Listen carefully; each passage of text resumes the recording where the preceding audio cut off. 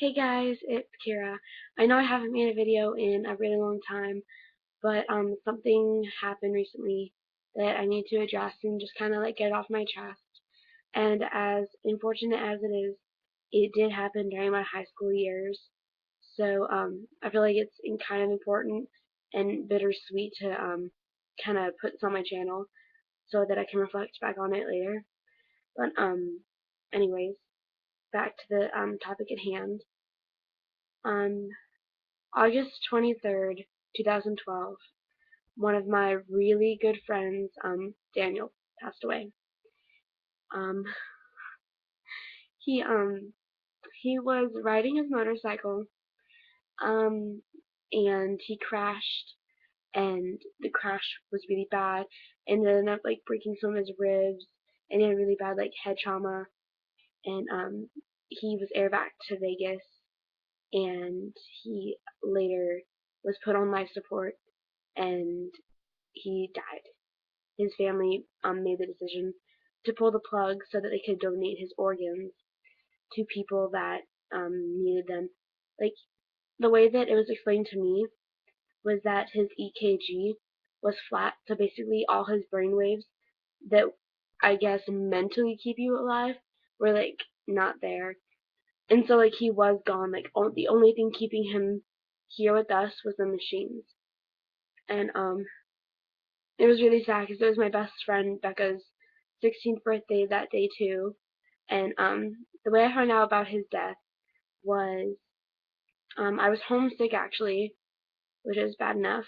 And I'm scrolling through Facebook, and I see we will forever miss you, Daniel.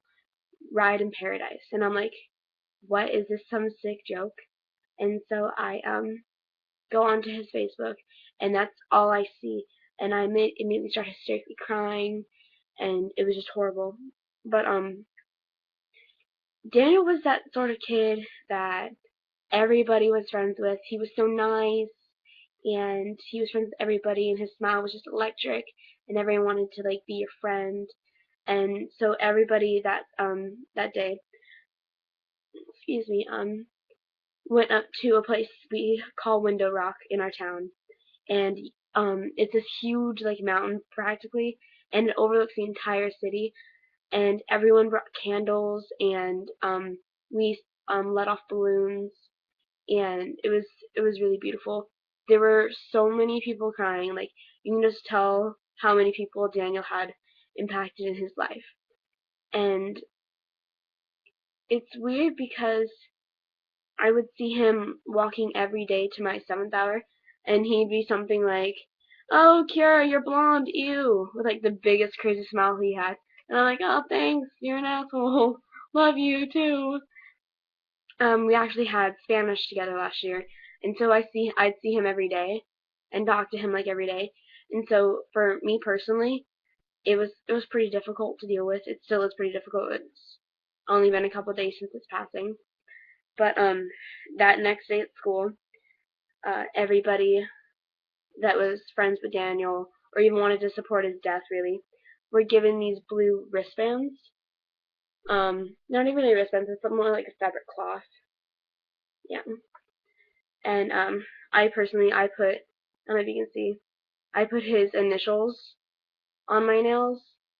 And yeah. It we The school has a really difficult time with this so far. There was a huge poster that was put up in one of our like most walking passable traveled, I don't know, hallways, and it had pictures of him saying "Gone but never forgotten," and like everybody wrote really heartfelt messages. And yeah. But actually the kind of crazy thing is though is that he's gone, but he's showing us signs that he's here. Like, it was kind of trippy when everyone released their balloons and they had little lights in them so you could see them in the night sky. It looked like almost as it like formed a question mark, but like I don't know, it was just kind of weird. Like the next day at like the grievance counselor, um, you we were talking about it and some kid pointed out, and like looking back on it, I was like, yeah, like I did see that. It was kind of weird. And then the next day, um, one of my friends, Sabrina, she was driving home, and like she stopped in the middle of the road, and she took a picture in the clouds, like it looked like it spelled believe. And then at our first football game for the year, um, we we all let off red, white, and blue balloons.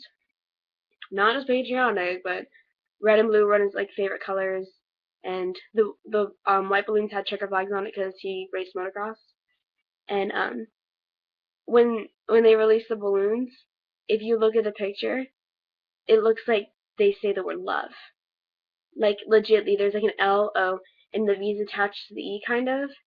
But it was like it made your heart stop for a second. You're like, he's gone, but he's still here. And yeah, it's just been really trippy. Oh yeah, and there's another picture of in the clouds. It looks like there's a guy chilling in the sky with a motocross helmet, and then to me, I don't know if other people saw it. It looks like he almost had like angel wings on his back. But yeah, so that happened so far, and I just feel like I need to document this. I don't know why I left. I started. Sorry. I started thinking something really funny about Daniel, because that's what I've just been doing. I've been thinking all the good times I've had with him, and how he made me laugh. Like he'd always be like Jaeger bombs or flannels off. And what else was there? Frat life. He'd watch like these stupid YouTube videos, and then he'd be like, "You guys have to go watch them. You have to." And we're like, "Okay, Daniel, we're gonna watch them." Yeah. And then I was thinking about it today in class. I don't know why I was thinking about this, but he'd always, because he sat in front of me in Spanish for a little bit, and he'd always turn over and be like, "Kira, tickle around my back," which is like it's like where like you gently like rub your fingers across someone's like back or whatever, and like he loved it.